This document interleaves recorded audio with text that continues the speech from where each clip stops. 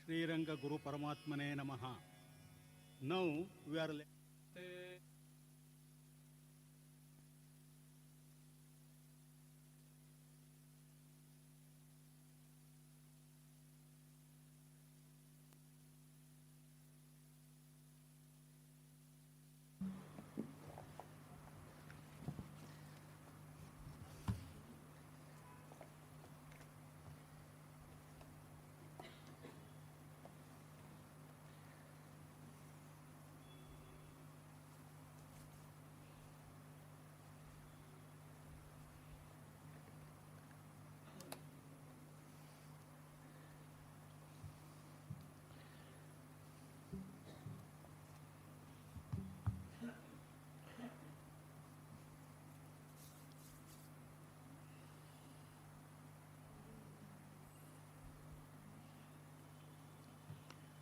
ಯೋಂತಃ ಪ್ರವಿಶ್ಯ ಮಮ ವಾಚಮಿಮಾಂ ಪ್ರಸುಪ್ತಾಂ ಸಂಜೀವಯತ್ಯಖಿಲಶಕ್ತಿಧರಸ್ವಧಾಮ್ನಾ ಅನ್ಯಾಂಶ್ಚ ಹಸ್ತಚರಣಶ್ರವಣತ್ವಗಾದೀನ್ ಪ್ರಾಣಾನ್ನಮೋ ಭಗವತೆ ಪುರುಷಾಯ ತುಭ್ಯಂ.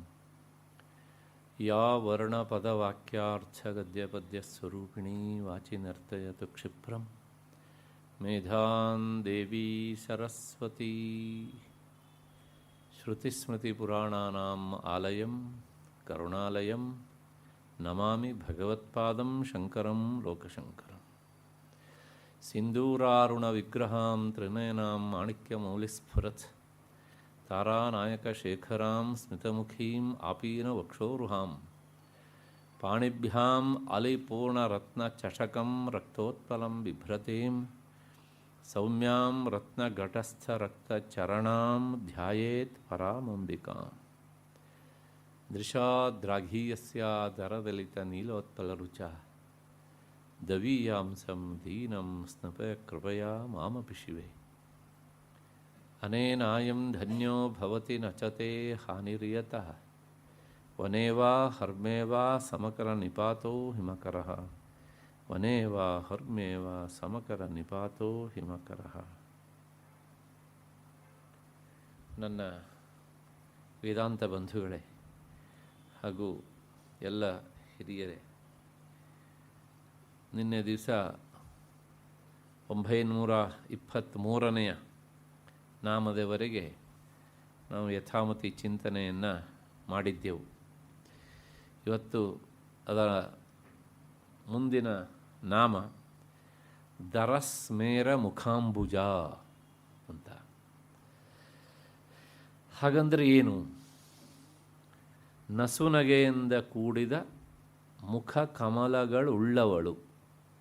ಇದು ನಾಮದ ಯಥಾವತ್ತಾದ ಅರ್ಥ. ದರ ಸ್ಮೇರ ಮುಖ ಅಂಬುಜ ಅಂತ. ದರ ಅಂದರೆ ಸಂಸ್ಕೃತದಲ್ಲಿ ಬಹಳಷ್ಟು ಅರ್ಥಗಳಿವೆ. ಆದರೆ ಮೊದಲನೇ ಅರ್ಥ ಸ್ವಲ್ಪ ಅಂತ ಅರ್ಥ. ದರ ಅಂದರೆ ಸ್ವಲ್ಪ. ಮತ್ತು ಸ್ಮೇರ ಅಂದರೆ ನಗು ಅಂತ ಅರ್ಥ. ಸೇರಿಸಿ ಏನಾಯಿತು? ಸ್ವಲ್ಪ ನಗು ಅಂದರೆ ಕಿರು ನಗು ಅಂತ ಅರ್ಥ. ಅದೇನು ಇನ್ನು ಸರಿಯಾಗಿ ಹೇಳಬೇಕಂದ್ರೆ ಮಂದಸ್ಮಿತ ಅಂತ. ಅಂತಹ ಮುಖ ಅಂದರೆ ಆಕೆಯ ಮುಖ ಅದು ಹೇಗಿದೆ ಕೇಳಿದ್ರೆ ಅಂಬುಜ. ಅಂಬು ಅಂದರೆ ನೀರು, ಜ ಅಂದರೆ ಅದರಲ್ಲಿ ಹುಟ್ಟಿದ್ದು ಕಮಲ ಅಂತ ಅರ್ಥ. ಅಲ್ಲಿ ಏನಾಯಿತು ಕೇಳಿದರೆ ಮಂದಹಾಸದ ಮುಖದವಳು ಎನ್ನುವುದು ನಾಮದ ತಾತ್ಪರ್ಯ. ದರಂ ಈಷತ್ ಯಥಾ ತಥಾ ಸ್ಮೇರಂ ಸ್ಮಿತ ವನ್ಮುಖಾಂಬುಜಂ ಯಸ್ಯಾಹ ಅಂತ ಈ ನಾಮದ ಸಂಸ್ಕೃತದ ವಿವರಣೆ. ಎಲ್ಲ ವಿವರಣೆ ಹಿನ್ನೆಲೆಯಲ್ಲೇ ನಾಮಕ್ಕೆ ಅರ್ಥವನ್ನು ಹೇಳಬೇಕಾಗತ್ತೆ. ಹಾಗಿದ್ರೆ ನೇರವಾಗಿ ಹೇಳೋದು ಕೆಲವು ನಾಮಗಳಿಗೆ ಕಷ್ಟ. ಇಷ್ಟು ಹಿನ್ನೆಲೆಯಲ್ಲಿ ಜಗನ್ಮಾತೆ ಹೇಗಿದ್ದಾಳೆ ಅಂದರೆ ಸದಾ ಮಂದಹಾಸ ಬೀರುವ ಮುಖದವಳು.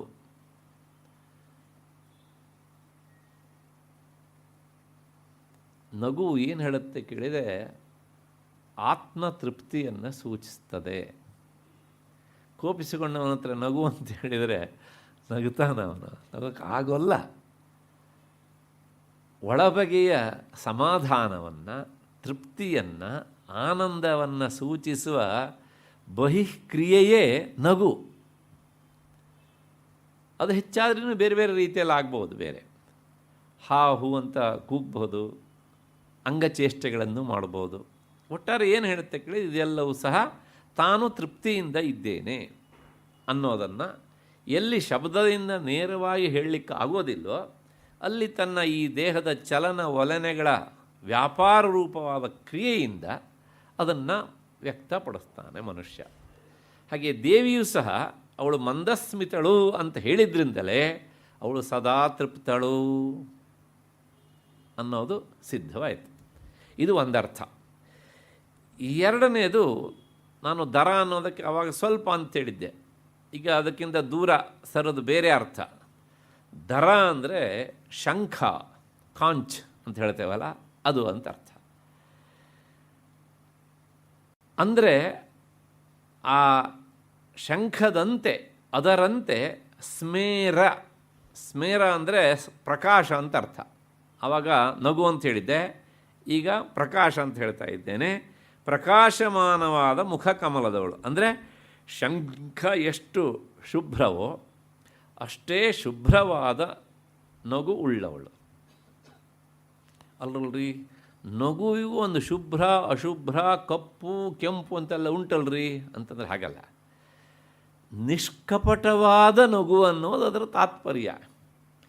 ಕೆಲವು ಜನರ ನಗುನಲ್ಲೇ ಗೊತ್ತಾಗುತ್ತೆ ಇದು ವ್ಯಂಗ್ಯವಾದದ್ದು, ಇದು ಇನ್ನೊಬ್ಬರನ್ನು ಗೇಲಿ ಮಾಡುವಂಥದ್ದು, ಇದು ಒಳಬಗೆಯಲ್ಲಿ ತುಂಬ ಸಿಟ್ಟನ್ನು, ಆಕ್ರೋಶವನ್ನು ಇರಿಸಿಕೊಂಡು ಅದನ್ನು ಮುಚ್ಚ ಹಾಕೋದಕ್ಕೆ ಅಂತಲೇ ಹೊರಬಗೆಗೆ ನಗುವಿನ ಪರದೆಯನ್ನು ಹಾಕ್ಕೊಂಡವರು ಅಂತ.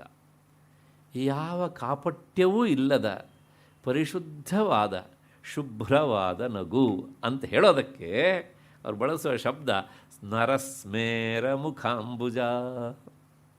ನೋಡಿ ಎಷ್ಟು ಅರ್ಥ, ವೈಲಕ್ಷಣ್ಯ ಹೇಗೆ ಅಂತ. ಇದು ಎರಡನೇ ಅರ್ಥ.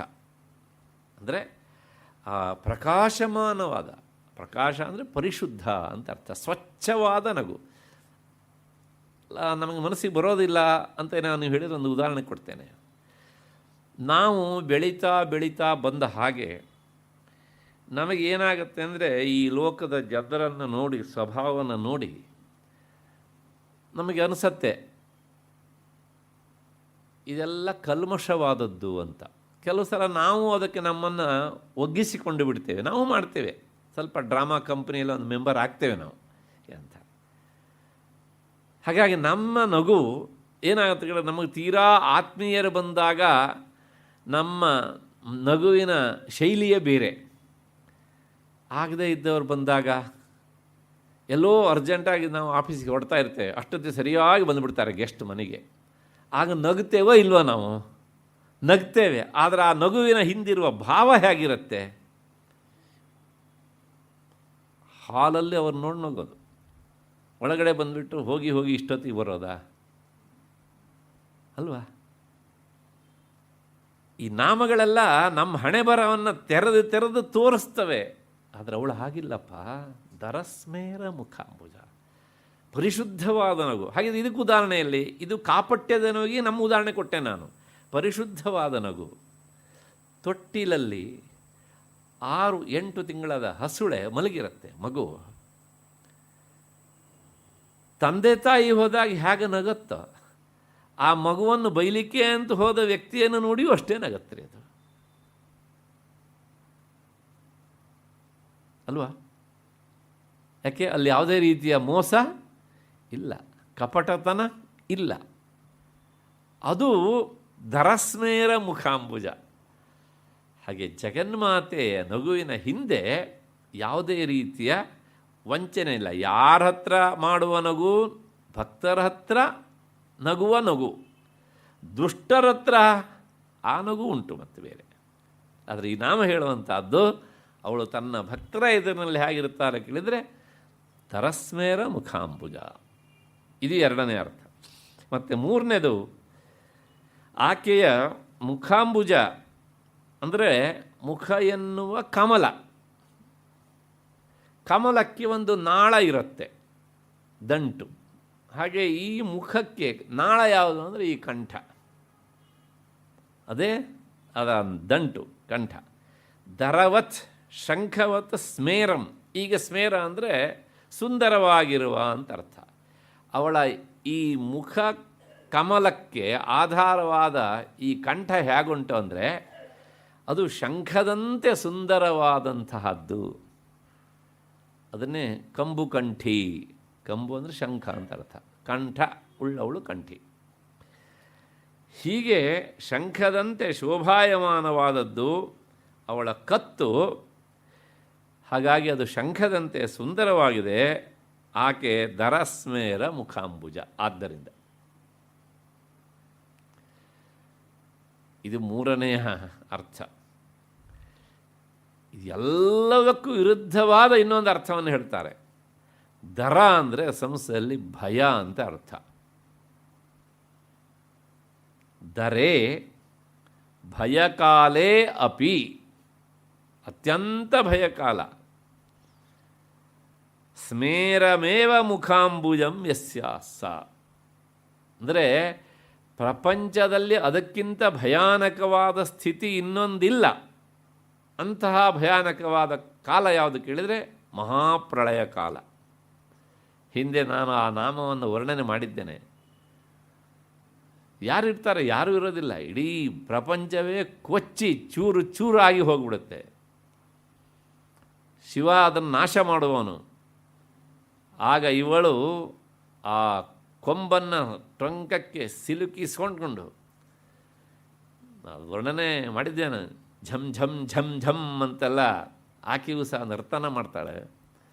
ಹೇಳ್ತಾಳಂತೆ, ಕಡಿ ಕೊಚ್ಚು, ಕೋಪಿಸಿಕೊಂಡಲ್ಲ, ನಗುನಗ್ತಾನೆ ಹೇಳ್ತಾಳಂತೆ, ಪೂರ್ತಿ ಮುಗಿಸ್ಬಿಡು, ಹೊಸತಾಗಿ ಬರಬೇಕು ಪ್ರಪಂಚ ಮತ್ತೆ. ಯಾಕೆ ಹೇಳಿ, ಇದು ಹಳತಾಗಿಬಿಟ್ಟಿದೆ, ಇದು ತೆಗೆದುಹಾಕಬೇಕು ಇದನ್ನು. ಅಂದರೆ ಒಂಥರ ಇದನ್ನು ಕ್ಲೀನ್ ಇಂಡಿಯಾ ಮಾಡಿಬಿಡಬೇಕು ಅಂತ, ಸ್ವಚ್ಛ ಮಾಡೋದಕ್ಕೋಸ್ಕರ ಜಗನ್ಮಾತೆ ಈ ರೀತಿಯಾಗಿ ಶಿವನಿಗೆ ಹೇಳ್ತಾಳೆ. ಆಗಲೂ ಸಹ ಹರಿಹರ ಬ್ರಹ್ಮಾದಿ ದೇವತೆಗಳೆಲ್ಲ ಅವ್ರು ಯಾರೂ ಇರೋದಿಲ್ಲ ಅವಾಗ. ಮೊದಲೇ ಅವರೆಲ್ಲ ಹೊರಟೋಗಿರ್ತಾರೆ. ಇಂದ್ರಾದಿ ದೇವತೆಗಳಿಲ್ಲ, ಚತುರ್ದಶ ಲೋಕಗಳು ಇರೋದಿಲ್ಲ. ಹೋಗುವಾಗಲೇ ಗಡಗಡ ನಡುಗಿ ಹೋಗಿದ್ದಾರೆ ಅವರು, ಮುಂದಿನ ಪರಿಸ್ಥಿತಿಯನ್ನು ಊಹಿಸಿಕೊಂಡು. ಆದರೆ ಇಂಥ ಸ್ಥಿತಿಯಲ್ಲೂ ಸಹ, ಮುಂದಿನ ಈ ಸ್ಥಿತಿಯಲ್ಲೂ ಸಹ ಅವಳು ದರಸ್ಮೇರ ಮುಖಾಂಬುಜ, ಅತ್ಯಂತ ಭಯಾನಕವಾದಂಥ ಸ್ಥಿತಿ. ಎಲ್ಲರ ಹತ್ರ ಸಾಧ್ಯ ಇಲ್ಲ ರೀ ಅದು. ಏಕೆಂದರೆ ಯಾವನೋ ಒಬ್ಬ ವ್ಯಕ್ತಿ ದುರಂತಕ್ಕೊಳಗಾದಾಗ ಅದನ್ನು ನೋಡಿದಾಗ ಸಾಮಾನ್ಯರ ಹೃದಯ ಏನಾಗುತ್ತೆ ಅಂದರೆ, ನೋಡೋಕ್ಕಾಗೋದಿಲ್ಲಪ್ಪ ಅಂತ ಮುಖ ಸಿಂಡಿಸ್ತಾರೆ, ಕಣ್ಣು ಮುಚ್ಚುತ್ತಾರೆ, ಆ ದಾರಿಯನ್ನು ಬಿಟ್ಟು ಬೇರೆ ಕಡೆ ಹೊರಟು ಬಿಡ್ತಾರೆ ಅಲ್ವಾ ಅಂತ. ಆದರೆ ಜಗನ್ಮಾತೆ ಇಂಥ ಭಯಾನಕ ಸ್ಥಿತಿಯಲ್ಲೂ ಮಂದಹಾಸವಿರ್ತಾಳೆ ಅವಳಿಗೆ ಅಂತ. ಏನೋ ಆಶ್ಚರ್ಯ ಏನಲ್ಲ.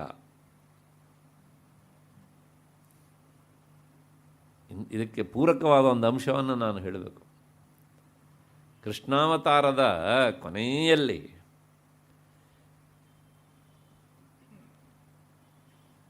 ಸ್ವತಃ ಅವನ ಮಕ್ಕಳೇ ಬಡ್ಕೊಂಡು ಕಾದಾಡ್ತಾ ಇರಬೇಕಿದ್ರೆ, ಅವನ ವಂಶ ನಿರ್ವಂಶ ಆಗುವುದನ್ನು ಪ್ರತ್ಯಕ್ಷ ನೋಡ್ತಾ ಇರುವಾಗ ನಾವೇ ಆದರೆ ಹೇಗೆ ಆ ಘಟನೆಯನ್ನು ತಗೊಳ್ತಿದ್ವಿ ಹೇಳಿ ನೋಡೋಣ. ಅಭ್ಯಾಸ ಮಾಡಿದ ವೇದಾಂತ ವಿಚಾರ ಎಲ್ಲ ಪಕ್ಕಕ್ಕೆ ಬಂದುಬಿಡುತ್ತೆ. ಅಷ್ಟರ ಮಟ್ಟಿಗೆ ನಮ್ಮ ಮನಸ್ಸನ್ನು ಅಲ್ಲಾಡಿಸ್ಬಿಡುತ್ತೆ. ರುಕ್ಮಿಣಿ ಬಂದು ಕೇಳುತ್ತಾಳೆ ಕೃಷ್ಣನ ಹತ್ರ, ಏನು ಇದು ಹೀಗೆ ಅಂತ. ಏನೂ ಇಲ್ಲ, ನೋಡೋದಷ್ಟೇ ನಿನ್ನ ಪಾತ್ರ, ಇನ್ನೇನೂ ಇಲ್ಲ ಅಂದ ನಗ್ನಗ್ತಾ. ನೋಡೋದಷ್ಟೇ ನಿನ್ನ ಕೆಲಸ. ನೋಡೋದೇನನ್ನು, ಈ ಭಯಾನಕ ಸ್ಥಿತಿಯನ್ನು ಅಷ್ಟೇ. ತಪ್ಪಿಸ್ಲಿಕ್ಕೆ ಹೋದರೆ ನೀನು ಮತ್ತೆ ಅಲ್ಲೇ ಹೋಗ್ತೀಯ ಅಷ್ಟೇ. ಹೀಗೆ ಹೇಳ್ತಾನೆ ಕೃಷ್ಣ. ನಮಗಿದನ್ನು ನೋಡೋದಿರಲ್ರಿ. ಯಾರಾದರೂ ನಿನ್ನ ವಂಶ ಹಾಳಾಗಿ ಹೋಗಲಿ ಅಂತ ಹೇಳಿದ್ರೇ ತಡ್ಕೊಳ್ಳೋದು ಕಷ್ಟ ಅಲ್ವಾ. ಆದರೆ ಗಾಂಧಾರಿ ಕೃಷ್ಣನಿಗೆ ಶಾಪ ಕೊಟ್ಟಳು. ಏನಂತ? ನನ್ನ 100 ಜನ ಮಕ್ಕಳನ್ನು ನೀನು ಮನಸ್ಸು ಮಾಡಿದ್ದಿದ್ರೆ ಸಾಯದಂತೆ ರಕ್ಷಿಸಬಹುದಿತ್ತು. ಒಬ್ಬ ಅಲ್ಲ, ಇಬ್ಬರಲ್ಲ ಕೃಷ್ಣ, ಎಲ್ಲರನ್ನೂ ಸಾಯಿಸಿಬಿಟ್ಟಿಲ್ಲ. ನಾಳೆ ನಾವು ಸತ್ತ ಮೇಲೆ ನಮಗೆ ಅಂತ ಪಿಂಡ ಹಾಕೋದಕ್ಕೆ ಒಬ್ಬರನ್ನೂ ಬದುಕಿಸ್ಲಿಲ್ವಲ್ಲೋ ಅಂದ್ಲು. A mother she is correct, but ಅವರು ದುಷ್ಟರಾಗಿದ್ರು ಅನ್ನೋದು ದಟ್ ಈಸ್ ಸಪ್ರೇಟ್ ಅಂತಾನೆ.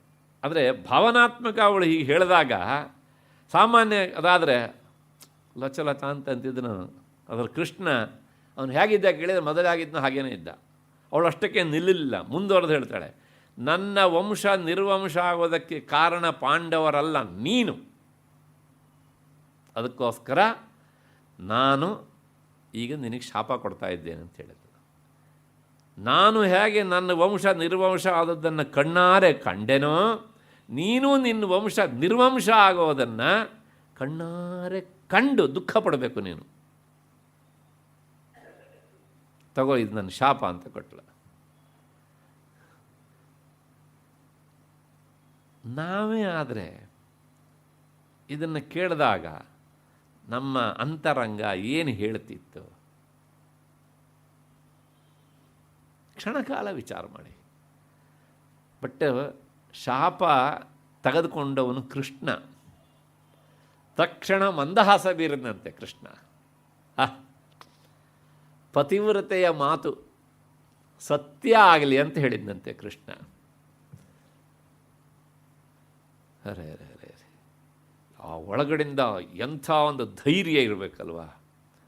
ನೋವಿನ ಸಂಕಟದಲ್ಲೂ ಸಹ ನಗೋದು. ಹಾಗೆ ಕೃಷ್ಣ ಯಾಕೆ ನಕ್ಕ ಅಂತ ಕೇಳಿದರೆ, ಎಲ್ಲರನ್ನೂ ಕೃಷ್ಣ ಭೂಭಾರ ಹರಣದ ವ್ಯಾಜದಲ್ಲಿ ಮುಗಿಸಿದ್ದ. ಯಾವ ವಂಶದಲ್ಲಿ ಕೃಷ್ಣ ಹುಟ್ಟಿದ್ನೋ ಅದೇ ಯಾದವ ವಂಶವನ್ನು ಹೇಗೆ ಮುಗಿಸ್ಬೇಕು ಅಂತ ಕೃಷ್ಣ ಕಾಯ್ತಾ ಇದ್ದ. ಯಾಕೆಂದರೆ ಕೃಷ್ಣ ಅಲ್ಲಿ ಹುಟ್ಟಿದ್ರಿಂದ ಯಾದವ ವಂಶದವರ ಮೇಲೆ ಕೈ ಮಾಡೋದಕ್ಕೆ ಎಲ್ಲರೂ ಹೆದರುತ್ತಿದ್ದರು. ಕೊನೆಗೆ ಏನಾಯ್ತು ಕೇಳಿದ್ರೆ, ಇವರು ಮನೆ ಮಂದಿಯೇ ಪುಂಡ್ರು ಬೋಕ್ರಿಗಳಾಗಿಬಿಟ್ರು. ಯಾಕೆಂದರೆ ನಮ್ಮನ್ನು ಯಾರೂ ತಡೆಯೋರಿಲ್ಲ, ರಾಜಕಾರಣಿಗಳ ಮಕ್ಕಳಿದ್ದ ಹಾಗೆ ಒಂಥರ.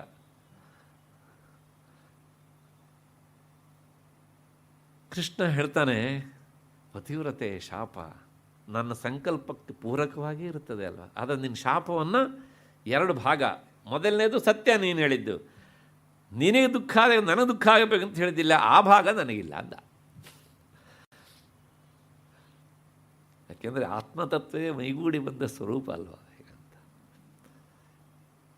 ಅಂದರೆ ಆ ಸಂಕಟದ ಕಾಲದಲ್ಲೂ ಸಹ ನಗುವುದುಂಟಲ್ಲ,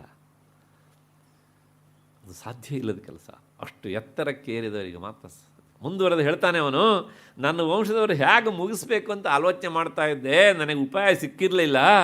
ಆದರೆ ನನ್ನ ಅನಿಸಿಕೆ, ನನ್ನ ಸಂಕಲ್ಪ ನಿನ್ನ ಬಾಯಿ ಮೂಲಕ ಬಂತಲ್ಲಮ್ಮ ತಾಯಿ, ನಿನಗೊಂದು ಕೃತಜ್ಞತೆ ಅಂದ ಕೃಷ್ಣ. ಅಲ್ಲೇ ವಂದನಾರ್ಪಣೆ ಮಾಡಿದ ಕೃಷ್ಣ. ಬೇರೆಯವರಾದರೂ ಮಾಡಲಿಕ್ಕೆ ಸಾಧ್ಯನಾ? ಈ ಮಾತು ಹೇಳೋದಕ್ಕೆ ಸಾಧ್ಯನಾ? ಹಾಗಾಗಿ ಯಾಕೆ ಹೇಳಿದೆ ಅಂದರೆ, ಜಗನ್ಮಾತೆ ದರೇ ಭಯಕಾಲೇಪಿ ಸ್ಮೇರಮೇವ ಮುಖಾಂಬುಜಂ ಯಸ್ಯಾಹ. ಅಂಥ ಭಯಾನಕವಾದಂಥ ಕಾಲದಲ್ಲೂ ಸಹ ಅವಳು ಸ್ಮೇರಾಂಬುಜಳಾಗಿಯೇ ಇರುತ್ತಾಳೆ. ಬೇರೆಲ್ಲ ಭಯಭೀತರಾದರೂ ಸಹ ತಾನು ಮಾತ್ರ ಮಂದಸ್ಮಿತಳಾಗಿಯೇ ಇರ್ತಾಳೆ. ಆದ್ದರಿಂದ ಅವಳು ದರಸ್ಮೇರ ಮುಖಾಂಬುಜ. ಇದು 4ನೇ ಅರ್ಥ. 5ನೇ ಅರ್ಥ ಇನ್ನೊಂದುಂಟು. ಏನು ಅಂದರೆ, ಅಥವಾ ದರೇ. ದರ ಅನ್ನೋದಕ್ಕೆ ಅರ್ಥ ಈಗ ಆದರ ಅಂತ ಅರ್ಥ. ದರ ಹಿಂದಕ್ಕೆ ಸೇರಿಸ್ಬಿಡಿ. ಆದರ ಅಂದರೆ ಭಕ್ತರನ್ನು ಆದರಿಸುವ ವಿಷಯದಲ್ಲಿ ಸ್ಮೇರಂ ಪ್ರಸನ್ನಮಿತಿ. ಭಕ್ತರ ವಿಷಯದಲ್ಲಿ ಯಾವಾಗಲೂ ಪ್ರಸನ್ನಳಾಗಿ ಇರುವವಳಾದ್ದರಿಂದ ಅವಳು ದರಸ್ಮೇರ ಮುಖಾಂಬುಜ. ಒಂದೇ ಶಬ್ದವನ್ನಿಟ್ಕೊಂಡು ಹೇಗೆಲ್ಲ ಬೇರೆ ಬೇರೆ ಅರ್ಥವನ್ನು ಹೇಳ್ತಾರೆ. ಈ ಹಿನ್ನೆಲೆಯಲ್ಲೇ ನಾನು ಹೇಳೋದು ಏನಂದರೆ, ಲಲಿತಾ ಸಹಸ್ರನಾಮ ಇದು ಬರೇ ಒಂದು ಸಹಸ್ರನಾಮ ಅಲ್ಲ, ಇದೊಂದು ವಿಶ್ವಕೋಶ, ಎನ್ಸೈಕ್ಲೋಪೀಡಿಯಾ. ಅಷ್ಟರ ಮಟ್ಟಿಗೆ ಆ ಅರ್ಥ ಸಂಪತ್ತನ್ನು ತನ್ನ ಒಳಗೆ ಹುದುಗಿಸಿಕೊಂಡು ಮೇಲ್ನೋಟಕ್ಕೆ ಯಾರಿಗೂ ಬಿಟ್ಕೊಡದೆ ಇರುವ ಹಾಗೆ ಇದ್ದಾಳೆ ಅವಳು. ಎಲ್ಲೋ ತಪಸ್ಸುಗಳು ಜೀವಮಾನವೆಲ್ಲ ತೆಗೆದು ಆ ಒಳಕ್ಕೆ ಹೊಕ್ಕು ನಮಗೆ ವ್ಯಾಖ್ಯಾನ ಕೊಟ್ಟಿದ್ದರಿಂದ ನಾವು ಇಷ್ಟೋ ಹತ್ತಿರ ಹೋಗೋದಕ್ಕೆ ಸಾಧ್ಯ ಆಗುತ್ತಷ್ಟೆ. ಇಷ್ಟು ಹಿನ್ನೆಲೆಯಲ್ಲಿ ಈ 5 ಅರ್ಥಗಳ ವಿವರಣೆಯೊಂದಿಗೆ ಧರಸ್ಮೇರ ಮುಖಾಂಬುಜ ಎನ್ನುವಂಥ ನಾಮದ ವಿವರಣೆ ಆಯಿತು ಅಂತ ಅಂದ್ಕೊಂಡು ಮುಂದಿನ ನಾಮಕ್ಕೆ ಹೋಗೋಣ. ಕೌಲಿನೀ ಕೇವಲ ಅಂತ. ಕೇವಲಳು ಮತ್ತು ಕೌಲರಿಂದ ಪೂಜಿತಳಾದವಳು. ಈ ನಾಮದ ಬಗ್ಗೆ ಸಾಕಷ್ಟು ಶಾಸ್ತ್ರೀಯ ಚಿಂತನ ಮಂಥನಗಳು ಪೀಠಿಕಾ ರೂಪದಲ್ಲಿವೆ. ಅವುಗಳೆಲ್ಲ ವೇದಿಕೆಗೆ ಅಪ್ರಸ್ತುತವಾದ್ದರಿಂದ ನಾನು ನೇರ ನಾಮದ ಅರ್ಥ ಎಷ್ಟೋ ಅಷ್ಟನ್ನು ಮಾತ್ರ ಇಟ್ಕೊಂಡು ಹೇಳ್ತೇನೆ. ಅಂದರೆ ಇದು 2 ನಾಮ ಅಂತ ಕೆಲವು ಜನರ ಅಭಿಪ್ರಾಯ. ಕೌಲಿನಿ ಕೇವಲ ಅಂತ ಇರೋದು ನಾಮ, ಕೌಲಿನಿಯವರೆಗೆ ಒಂದು ನಾಮ, ಕೇವಲ ಅನ್ನುವಂಥದ್ದು ಇನ್ನೊಂದು ನಾಮ ಅಂತ ಕೆಲವು ಜನರ ಅಭಿಪ್ರಾಯ. ಮತ್ತು ಇಲ್ಲ, ಕೊನೆಗೆ ಕನ್ಕ್ಲೂಷನ್ ಮಾಡ್ತಾರೆ ಕೌಲಿನಿ ಕೇವಲ ಅನ್ನೋದು ಒಂದೇ ನಾಮ ಹೀಗೆ ಅಂತ. ಇದೆಲ್ಲ ಶಾಸ್ತ್ರೀಯವಾದಂಥ ಚರ್ಚೆಗಳು. ನಾನು ನಿನ್ನೆ ಹೇಳಿದ್ದೇನೆ, ಅಕಸ್ಮಾತಾಗಿ ಅದು 2 ನಾಮ ಆದರೆ ಮುಂದೆ ಜಾಸ್ತಿ ನಾಮ ಆಗಿಬಿಡುತ್ತಲ್ರಿ ಅಂತಂದರೆ ಅಲ್ಲೇ ಒಂದು ಕಡೆ ಸರಿ ಮಾಡ್ತಾರೆ ಅದನ್ನು ಹೀಗೆ ಅಂತ. ಒಟ್ಟಾರೆ 1000 ನಾಮಕ್ಕಿಂತ ಆಚೆ ಹೋಗ್ಲಿಕ್ಕೆ ಕೊಡೋದಿಲ್ಲ ಹೀಗೆ ಅಂತ. ಹೀಗೆ ಎಷ್ಟೇ ವಿಚಾರ ಮಾಡಿದರೂ ಸಹ ಕೊನೆಗೆ ನಿರ್ಧಾರ ಇದು ಒಂದು ನಾಮ ಅಂತ.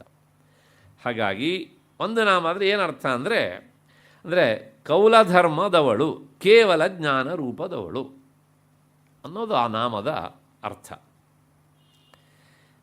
ಅಥವಾ ಕೇವಲಳು ಅಂದರೆ ಇದಕ್ಕೆ ವಿಶಿಷ್ಟವಾದ ಅರ್ಥ ಉಂಟು. ಕೇವಲ ಅನ್ನೋದಕ್ಕೆ ಅರ್ಥ ಈಶ್ವರ ಜ್ಞಾನ ಅಂತ ಅರ್ಥ. ಆ ಈಶ್ವರ ಜ್ಞಾನ ಸ್ವರೂಪಳು. ಈ ಶೈವತಂತ್ರದ ಜಟಿಲತೆಗೆ ಕಾರಣವೇ ಹೀಗೆ. ಇದು ಏನು ಅಂದರೆ ಅಲ್ಲಿ ಶಿವಶಕ್ತಿಯರಲ್ಲಿ ಭೇದ ಅನ್ನುವುದು ಇಲ್ಲ.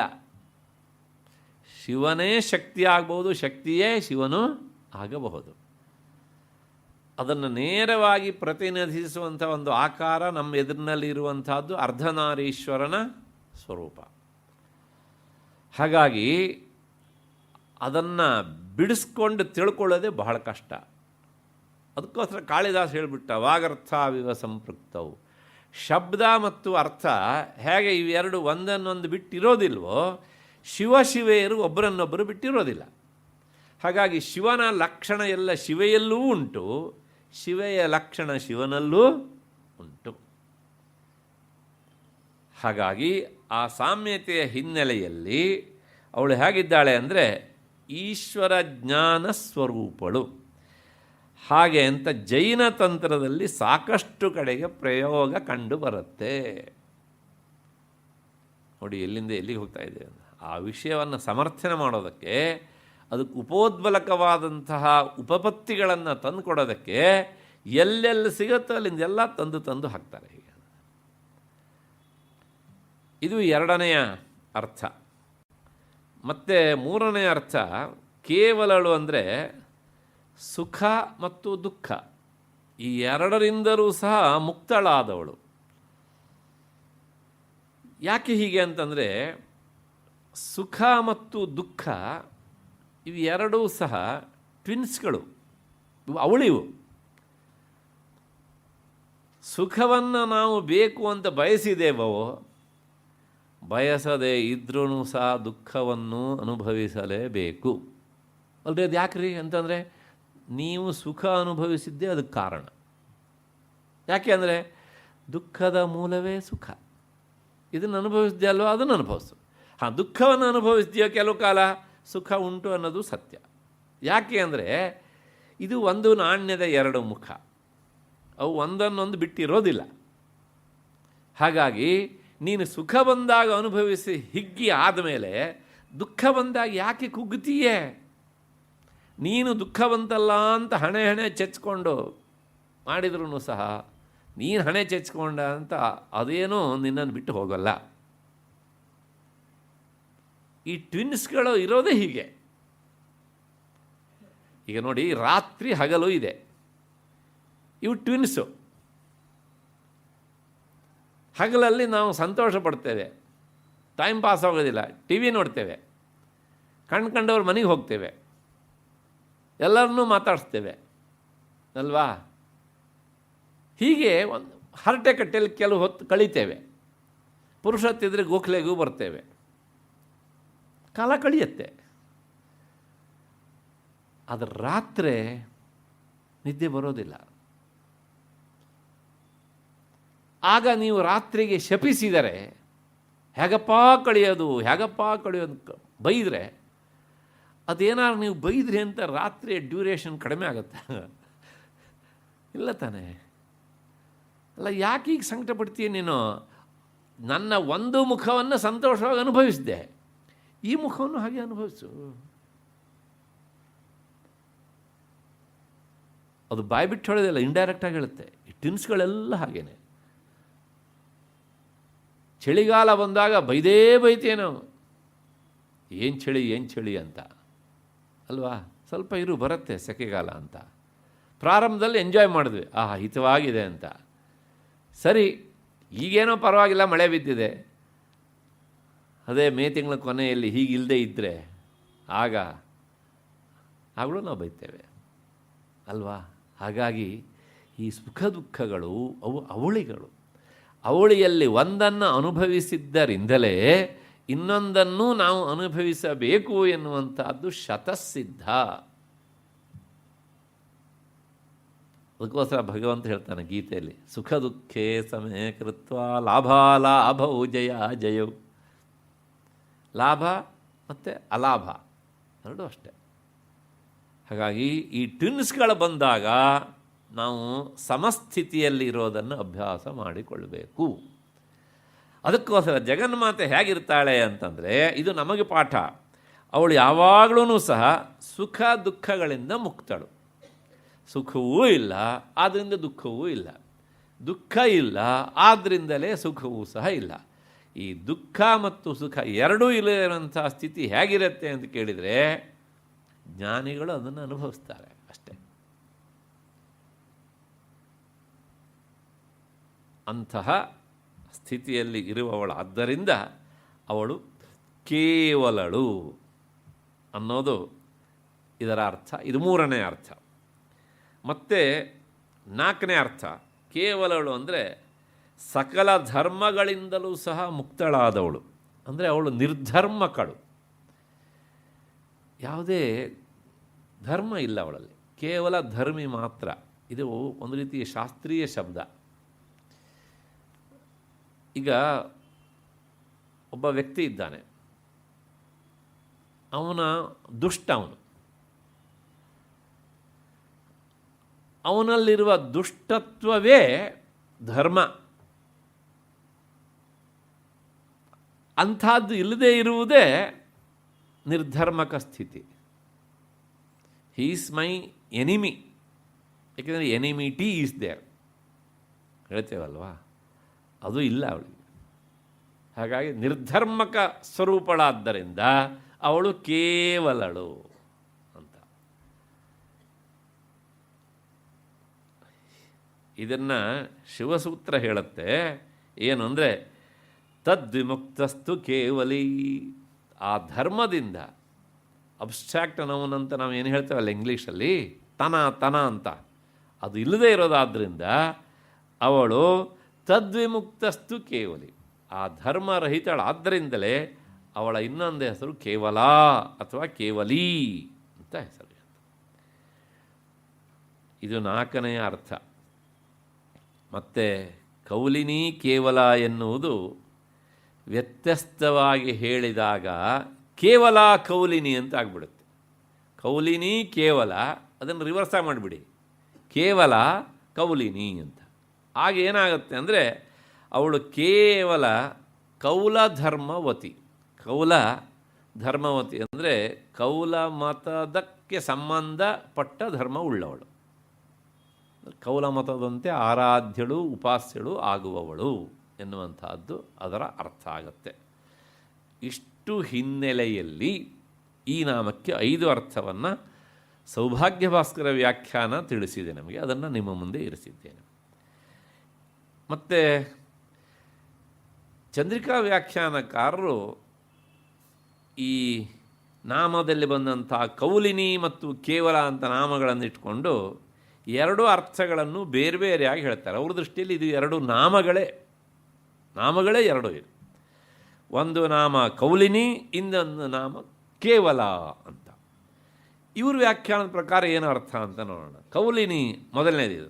ಈ ನಾಮದ ವಿವರಣೆ ಹೀಗೆ: ಕೌಲಂ ವಾಮಮಾರ್ಗೋಪಿ ಅಸ್ಯಾಹ ಅಸ್ತೀತಿ ತಥಾ. ಈಗಲಾಗಲೇ ಪ್ರಾರಂಭದಿಂದ ಈವರೆಗೆ ಬಹಳಷ್ಟು ಸಲ ಹೇಳಿದ್ದೇನೆ ಕೌಲಮತ ಕೌಲಮತ ಕೌಲಮತ ಅಂತ. ಅದು ಸಾಮಾನ್ಯವಾಗಿ ವಾಮಾಚಾರವನ್ನು ಆಚರಣೆಯಲ್ಲಿ ಇಟ್ಟುಕೊಂಡಂತಹ ಒಂದು ಮಾರ್ಗ. ಆ ಕೌಲ ಮಾರ್ಗದ ಮೂಲಕವೂ ಸಹ ಉಪಾಸ್ಯಳಾದ್ದರಿಂದ ಅವಳ ಹೆಸರು ಕೌಲಿನಿ ಅಂತ.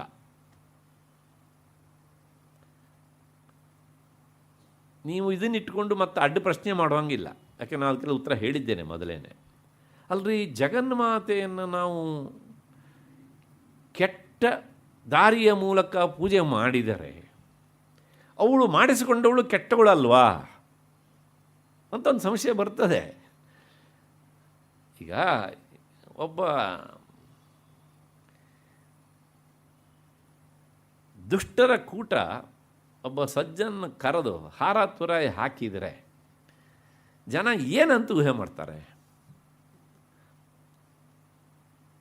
ಪ್ರಾಯಶಃ ಇವರು ಆ ಗುಂಪಿನ ಸದಸ್ಯರು ಇರಬೇಕು ಅಂತ ಅಂದ್ಕೊಳ್ತಾರ ಇಲ್ಲ. ಹಾಗೆ ನೀವು ಈ ವಾಮಾಚಾರದ ಪದ್ಧತಿಯಿಂದ ಪೂಜೆಗೊಂಡ ಮಾತ್ರಕ್ಕೆ ಅವಳು ಹಾಗಿದ್ದಾಳೆ ಅಂತ ಅಂದ್ಕೊಳ್ಳೋಗಿಲ್ಲ. ಯಾಕೆಂದರೆ ಅವಳು ಸ್ಫಟಿಕದಂತೆ ಶುದ್ಧ.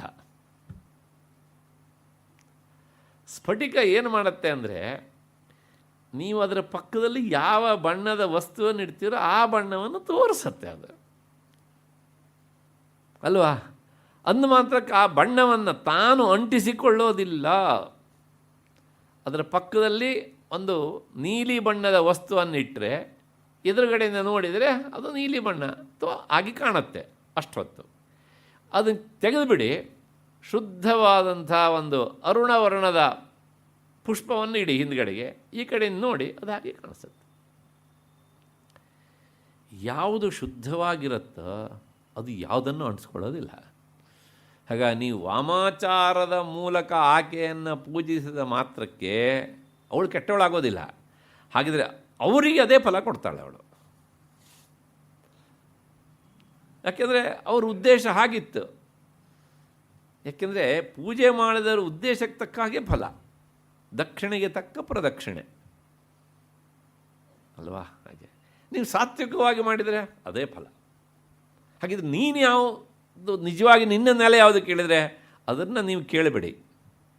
ನನ್ನ ನೆಲೆ ಅರ್ಥ ಮಾಡಿಕೊಳ್ಳೋದು ಕಷ್ಟ. ನಾನು ನಿರ್ಧರ್ಮಕ್ಕಳು, ಈಗ ತಾನೇ ಬಂದಿತ್ತಲ್ಲ ಹೀಗೆ ಅಂತ. ಹಾಗಾಗಿ ಕೌಲಮಾರ್ಗೋಪಿ ಅಸ್ಯ ಅಸ್ತೀತಿ ತಥಾ ಎನ್ನುವ ವಿವರಣೆ ಮೂಲಕ ವಾಮಮಾರ್ಗಕ್ಕೆ ಕೌಲಮಾರ್ಗ ಅಂತ ಹೆಸರು. ಆ ವಾಮಮಾರ್ಗದ ಮೂಲಕ ಉಪಾಸ್ಯಳಾದ್ದರಿಂದ ಅವಳು ಕೌಲಿನಿ ಅಂತ. ಕೌಲಮಾರ್ಗದ ಸ್ವರೂಪವನ್ನು ಕಾಳಿಕಾ ಪುರಾಣ ಬಹಳ ವಿಸ್ತಾರವಾಗಿ ಹೇಳುತ್ತೆ. ಇಲ್ಲಿ ಅದನ್ನು ಸಂಕ್ಷೇಪವಾಗಿ ನಾನು ಈಗಾಗಲೇ ಒಂದು ನಾಮದ ವಿವರಣೆಯಲ್ಲಿ ಹೇಳಿದ್ದೇನೆ. ಹಿಂದೆ 912ನೇ ನಾಮ ಬಂದಿತ್ತು, ಸವ್ಯಾಪಸವ್ಯ ಮಾರ್ಗಸ್ಥ. ಆ ನಾಮಕ್ಕೆ ಬಹಳಷ್ಟು ಬೇರೆ ಬೇರೆ ಬೇರೆ ಬೇರೆ ಬೇರೆ ಬೇರೆ ಅರ್ಥಗಳಿದ್ದು. ಪ್ರಾಯಶಃ 6ನೆಯ ಹಂತದ ವಿವರಣೆಯಲ್ಲಿ ನಾನು ಈ ಕಾಳಿಕಾ ಪುರಾಣ ಹೇಳಿದ ಎಲ್ಲ ವಿಚಾರವನ್ನು ಹೇಳಿದ್ದೇನೆ. ಆದರೆ ಅದನ್ನು ಹೇಳಬೇಕಿದ್ರೆ ಸೌಭಾಗ್ಯ ಭಾಸ್ಕರ ವ್ಯಾಖ್ಯಾನವನ್ನು ಇಟ್ಕೊಂಡು ಹೇಳಿದ್ದೆ. ಇಲ್ಲಿ ಈ ವಿವರಣೆಯನ್ನು ಈ ನಾಮದಲ್ಲಿ ಚಂದ್ರಿಕಾ ವ್ಯಾಖ್ಯಾನದವರು ಹೇಳ್ತಾರೆ ಸ್ವಾರಸ್ಯ ಅಂದರೆ. ಹಾಗಾಗಿ ವ್ಯಾಖ್ಯಾನ ಬೇರೆ ಆದದ್ರಿಂದ ಸ್ವಲ್ಪ ವಿವರಣೆಯೂ ಬೇರೆ ಅಂತ ಅಂದ್ಕೊಂಡು ಕೇಳಬೇಕಾದದ್ದು ಅನಿವಾರ್ಯ. ನೀವು ಅಷ್ಟೇ ಸಮಾನ ಅಂಶ, ಅದ್ರ ಬೇಸರ ಇಲ್ಲ ನನಗೆ, ನೀವು ಬೇಸರ ಮಾಡ್ಕೊಳ್ಬೇಡಿ, ಯಾಕೆಂದರೆ ಇಷ್ಟೊತ್ತಿ ಮರ್ತೋಗಿರುತ್ತೆ ಅದು. ಹಾಗಾಗಿ ಹೇಳಿ ಆದಮೇಲೆ ಎಲ್ಲೋ ಕೇಳಿದ್ವಿ ಅಲ್ವಾ ಅಂತ ಅನಿಸಿದರೆ ಅದು ನನ್ನ ಪುಣ್ಯವೂ ಹೌದು. ಅಷ್ಟು ಹಿನ್ನೆಲೆಯಲ್ಲಿ ದೇವಿಯನ್ನು ವಾಮಮಾರ್ಗದ ಮೂಲಕ ಪೂಜೆ ಮಾಡುವಂಥದ್ದು ಮತ್ತು ವೈದಿಕ ಮಂತ್ರಗಳ ಮೂಲಕ ಪೂಜೆ ಮಾಡುವಂಥದ್ದು ಎರಡೂ ಸಹ ಉಂಟು. ಹೀಗೆ ಸರ್ವತ್ರವೂ ಸಹ ಆ ಭೈರವಿಯನ್ನು, ತ್ರಿಪುರಗಳನ್ನು ತಪ್ಪದೇ ಸ್ಮರಿಸಬೇಕು ಅಂತ. ಬೇರೆ ಬೇರೆ ದೇವತೆಗಳ ನಾಮವನ್ನು ಹೇಳುವಾಗ ಈ ಕೌಲ ಮಾರ್ಗದ ಮೂಲಕ ನಾವು ಆಕೆಯನ್ನು ಪೂಜಿಸುವಾಗ ಭೈರವಿ ನಾಮವನ್ನು ನಿಯತವಾಗಿ ಹೇಳಬೇಕು. ನೀವು ಯಾವುದೇ ಪೂಜೆ ಮಾಡಿ ಅಲ್ಲಿ ಭೈರವಿ ಅನ್ನೋದು ಬರಲೇಬೇಕು. ಪುರುಷ ದೇವತೆ ಆದರೆ ಭೈರವ ಅಂತ ಬರಬೇಕು. ನಾನು ಹಿಂದೆ ಹೇಳಿದ್ದೆ ಇದನ್ನು, ಮತ್ತೆ ಪುನಃ ಹೇಳ್ತೇನೆ ಅಂತ ಹೇಳಿದ್ದೇನೆ, ಯಾಕೆಂದರೆ ವ್ಯಾಖ್ಯಾನ ಬೇರೆ ಅಂತ. ಈಗ ಕೆಲವು ಸಲ ಸ್ನಾನ ಮಾಡಬೇಕಿದ್ರೆ ಒಂದು ಮಂತ್ರ ಉಂಟು. ಮಂತ್ರ ಸಹಿತವಾಗಿ ಸ್ನಾನ ಮಾಡಿದರೆ ಅದು ಅಭಿಷೇಕ. ಏನೂ ಗೊತ್ತಿಲ್ಲದೆ ಅಥವಾ ಏನಾದ್ರು ಹೇಳಬೇಕು ಅಂತೇಳಿ ಸಿಳ್ಳು ಹಾಕ್ಕೊಳ್ತಾ ಸಿನಿಮಾ ಹಾಡನ್ನು ಹೇಳ್ತಾ ಮೈ ಮೇಲೆ ನೀರು ಹಾಕ್ಕೊಂಡ್ರೆ ಅದಕ್ಕೆ ಬೇರೆ ಹೆಸರು ಅಷ್ಟೇ. ನಮ್ಮಲ್ಲಿ ಇದನ್ನೆಲ್ಲ ನಮ್ಮ ಪ್ರಾಚೀನರು ಅಷ್ಟು ಸೂಕ್ಷ್ಮವಾಗಿ ಗಮನಿಸಿದ್ರು. ಒಳಗಡೆಗೆ ಚೈತನ್ಯ ರೂಪನಾದ ಪರಮಾತ್ಮ ನಮ್ಮ ಎಲ್ಲರೊಳಗೂ ಇದ್ದಾನೆ ಅಲ್ವಾ? ಹಾಗಾಗಿ ನಾವು ಸ್ನಾನ ಮಾಡಬೇಕಿದ್ರೇ ಅದನ್ನು ಶುರು ಮಾಡಿಬಿಟ್ರೆ ಗಂಗಾಷ್ಟಕ ಆಗಲಿ ಅಥವಾ ರುದ್ರ ಜಪ ಇರಲಿ ಅಥವಾ ಪುರುಷ ಸೂಕ್ತ ಇರಲಿ ಅಥವಾ ಭಗವದ್ಗೀತೆ ಇರಲಿ, ಯಾವುದೋ ಒಂದು ಸ್ತೋತ್ರ ಇರಲಿ ಹೇಳಿದರೆ ನಮಗೆ ಗೊತ್ತಿದ್ದೋ ಗೊತ್ತಿಲ್ಲದೆಯೋ ಆ ಚೈತನ್ಯಕ್ಕೂ ಸ್ನಾನವಾಗುತ್ತೆ. ದಟ್ ಈಸ್ ಕಾಲ್ಡ್ ಅಭಿಷೇಕ ಆರ್ ಮಂತ್ರ ಸ್ನಾನ. ನೋಡಿ, ಬಾತ್ರೂಮಿಗೆ ಹೋಗೋದಂತೂ ಉಂಟು ಕಾಮನ್ನಾಗಿ. ನೀವು ಹೇಳದೆ ಸ್ನಾನ ಮಾಡಿದರೂ ಬಾತ್ರೂಮಿಗೆ ಹೋಗಬೇಕು, ಹೇಳ್ಕೊಂಡು ಸ್ನಾನ ಮಾಡಿದರೂ ಹೋಗಬೇಕಾ? ಹೇಳ್ಕೊಂಡು ಸ್ನಾನ ಮಾಡಿದರೆ ನಾವು ಜೊತೆಗೆ ಅದಕ್ಕೆ ಅಭಿಷೇಕನೂ ಮಾಡ್ತಾ ಇರ್ತೇವೆ. ಅದಿಲ್ಲದೆ ಇದ್ದರೆ ಸುಮ್ಮನೆ ಟೇಕಿಂಗ್ ಬಾತ್ ಅಷ್ಟೇ. ಹಾಗಾಗಿ ನಿನ್ನನ್ನು ನೀನು ಪವಿತ್ರನಾಗಿ ಮಾಡಿಕೊಳ್ಳೋದಕ್ಕೆ ವ್ಯವಸ್ಥೆ ಇರಿಸಿದ್ದೇವೆ, ಆಯ್ಕೆ ನಿನಗೆ ಬಿಟ್ಟಿದ್ದು ಅಷ್ಟೇ ಹೇಗೆ ಅಂತ ಅಷ್ಟೇ. ಆ ಸ್ನಾನ ಮಾಡಬೇಕಿದ್ರೆ ಹೇಳುವಂಥದ್ದು ಅಥವಾ ಬೇರೆ ಸಂದರ್ಭದಲ್ಲಿ ಆಪಃ ಪುನಂತು ಪೃಥಿವೀಂ ಪೃಥಿವೀ ಪೂತಾ ಪುನಾತು ಮಾಂ ಪುನಂತು ಬ್ರಹ್ಮಣಸ್ಪತಿರ್ಬ್ರಹ್ಮ ಪೂತಾ ಪುನಾತು ಮಾಂ ಇತ್ಯಾದಿ ಹೋಗುತ್ತೆ. ಅದು ಆಪಃ ಅಂದರೆ ನೀರು ಸಂಸ್ಥೆಯಲ್ಲಿ. ಆ ನೀರು ಪುನಂತು ಮಾಂ ನನ್ನನ್ನು ಪವಿತ್ರನನ್ನಾಗಿಸಲಿ ಅಂತ ಮಂತ್ರ. ಕೊನೆಗೆ ಈ ಮಂತ್ರ ಎಂಡ್ ಆಗುವಾಗ ಏನಾಗಬೇಕು ಹೇಳಿದ್ರೆ ಭೈರವಿ ಪೂತಾ ಪುನಾತು ಮಾಂ ಅಂತ ಹೇಳಬೇಕು. ಈ ಭೈರವಿ ನಾಮ ಬರಲೇಬೇಕು ವಾಮಾಚಾರದ ಪದ್ಧತಿಯಲ್ಲಿ ನಿಂತು. ಮತ್ತು ವಿಷ್ಣುವಿಗೆ ಸಂಬಂಧಪಟ್ಟ ಮಂತ್ರ ಇದಂ ವಿಷ್ಣುರು ವಿಚಕ್ರಮೆ ತ್ರೇಧಾ ನಿದದೆ ಪದಂ ಸಮೂಢಮಸ್ಯ ಪಾಗಂ ಸುರೇ ಅಂತ ಹೇಳಿದರೆ ಮತ್ತು ಪುನಃ ಅಲ್ಲೇ ಹೇಳಬೇಕು. ಏನು ಕೇಳಿದರೆ ಇದಂ ವಿಷ್ಣು ಭೈರವಸ್ತು. ವಿಷ್ಣು ಪುಲ್ಲಿಂಗ, ಹಾಗಾಗಿ ಭೈರವ ಪುಲ್ಲಿಂಗದಲ್ಲಿ ಹೇಳಬೇಕು. ನೀ ಯಾವುದನ್ನಾದ್ರೂ ಮಾಡಿರಿ, ಸ್ತ್ರೀಗೆ ಸಂಬಂಧಪಟ್ಟು ಸ್ತ್ರೀ ದೇವತಾಕವಾದದ್ದಾದರೆ ಭೈರವಿ ಹೇಳಬೇಕು, ಪುರುಷ ದೇವತಾಕವಾದದ್ದಿದ್ದರೆ ಭೈರವ ಅಂತ ಹೇಳಬೇಕು. ಅವರಿಬ್ಬರಲ್ಲಿ ಭೇದ ಇಲ್ಲ ಮತ್ತೆ ಪುನಃ ಹೀಗೆ ಅಂತ. ಕೊನೆಗೆ ಗಾಯತ್ರಿ ಮಂತ್ರವನ್ನೇ ಹೇಳಿದರೆ ಅಲ್ಲೂ ಹಾಗೇನೆ ಭೈರವೀನಃ ಪ್ರಚೋದಯಾತ್. ಪ್ರಚೋದಯಾತ್ ಅನ್ನೋದು ಅಂತಿಮವಾದ ಪದ. ಅಲ್ಲಿ ಭೈರವಿ ಪ್ರಚೋದಯಾತ್ ಅಂತ ಹೇಳಬೇಕು. ತನ್ನ ಸೂರ್ಯ ಪ್ರಚೋದಯಾತ್ ಅಲ್ಲ. ಅದಾದಮೇಲೆ ಇನ್ನೂ ಮುಂದಕ್ಕೆ ಹೋಗಿ ಅರ್ಘ್ಯ ಕೊಡಬೇಕು ಅಂದರೆ ಸೂರ್ಯನಿಗೆ ಏನೇನು ಮಾರ್ತಾಂಡ ಭೈರವಾಯ ಇದಮರ್ಘ್ಯಂ ಶ್ರೀ ಭಾಸ್ಕರಾಯ ಇದಂತೆ ಅರ್ಘ್ಯಂ ಅಂತ ಹೇಳಬೇಕು. ಭಾಸ್ಕರನಿಗೆ ನಾನು ಈ ಅರ್ಘ್ಯನ್ನು ಕೊಡ್ತಾ ಇದ್ದೇನೆ. ಅರ್ಘ್ಯ ಅಂತ ಹೇಳಿದ್ದೇನೆ ಮೊನ್ನೆ ದಿವಸ, ಪೂಜಾ ಜಲ ಅಂತ ಅಲ್ವಾ? ಅಲ್ಲಿರುವ ದೇವನಿಗೆ ನಾವು ಹೇಗೆ ಪೂಜೆ ಮಾಡೋದ್ರಿ? ಅವನನ್ನು ನೋಡಿ ನೀರನ್ನು ಉಪಯೋಗಿಸ, ಅವನಿಗೆ ಕೊಡುವಂತಹದ್ದು. ಆಗೇನು ಹೇಳ್ತೇವೆ ನಾವು ದಿನನಿತ್ಯ ಮಾಡುವಾಗ ಭಾಸ್ಕರಾಯ ಇದಂತೆ ಅರ್ಘ್ಯಂ ಅಂತ. ಆದರೆ ಇಲ್ಲಿ ಹೇಗೆ ಹೇಳಬೇಕು? ಮಾರ್ತಾಂಡ ಭೈರವಾಯ ಇದಮರ್ಘ್ಯಂ ಅಂತ ಹೇಳಬೇಕು ಹೀಗೆ ಅಂತ.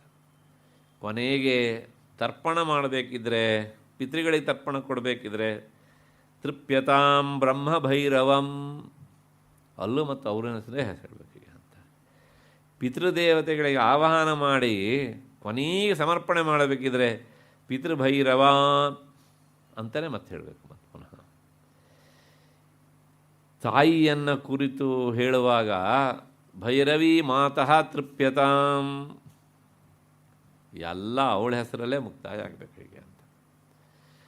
ಸರಿ, ಇಷ್ಟೇ ಅಲ್ಲ, ಜ್ಯೋತಿಷ್ಠೋಮ ಯಾಗನಾದರೂ ಮಾಡಿರಿ ನೀವು, ಅಗ್ನಿಷ್ಠೋಮ, ಅಶ್ವಮೇಧ ಯಾಗ, ಯಾವುದೇ ಯಾಗಗಳನ್ನು ಮಾಡಿದರೂ ಸಹ ಆ ಯಾಗದಲ್ಲಿ ಪ್ರತಿಪಾದ್ಯವಾದಂಥ ದೇವತೆಗಳನ್ನು ಭೈರವ ಸ್ವರೂಪದಿಂದಲೇ ಕಂಡು ಪೂಜಿಸಿ ಆ ಹವಿಸ್ಸನ್ನು ಕೊಡಬೇಕು. ಹೀಗೆ ಇದು ಆ ವಾಮಾಚಾರದ ಪೂಜೆಯಲ್ಲಿ ನಿಯತವಾಗಿ ಇರುವಂಥದ್ದು. ಇದರಿಂದ ಅವರಿಗೆ ಒಂದಷ್ಟು ಶೀಘ್ರ ಫಲ ಸಿಗತ್ತೆ, ಅಲ್ಲ ಅಂತಲ್ಲ. ಆದರೆ ಏನಾಗುತ್ತೆ ಕೇಳಿದರೆ, ಇನ್ನುಳಿದ ದೇವತೆಗಳೆಲ್ಲರೂ ಸಹ ನಿಂತು ಪಕ್ಕದಲ್ಲಿ ನೋಡ್ತಾ ಇರ್ತಾರೆ.